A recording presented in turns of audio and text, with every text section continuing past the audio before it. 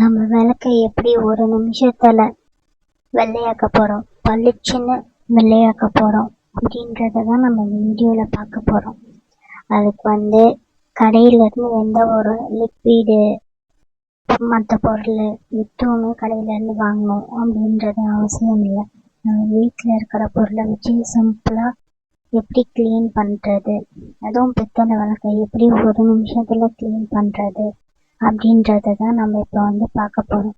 இதுக்கு நம்ம கொஞ்சமா வீட்லயே இருக்கிற புளி, அப்புறம் வீட்லயே கோலம் போடுறதுக்கு வச்சிருப்போம்ல கோலம் மாவு, அதுவும் கொஞ்சமா எடுத்து கொஞ்சம் தண்ணி கலந்து அப்படியே தேய்க்க வேண்டியதுதான்.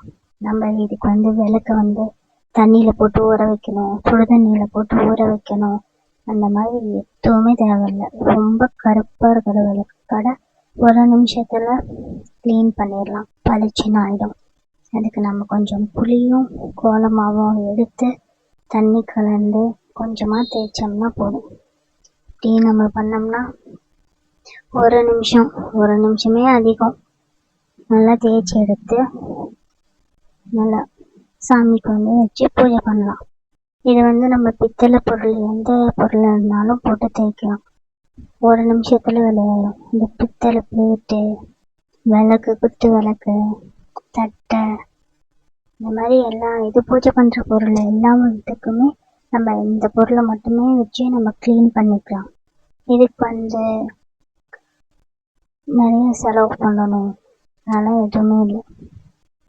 ஈஸியா வீட்டில் இருக்கிற பொருளை வச்சு ஒரு நிமிஷத்துல கிளீன் பண்ணி எடுத்துடலாம்.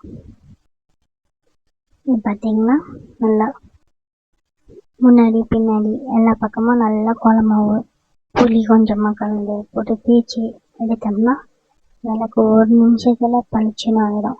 5 நிமிஷம் 2 நிமிஷம் கூட ஆகாது, உடனே வேலையாயிடும்.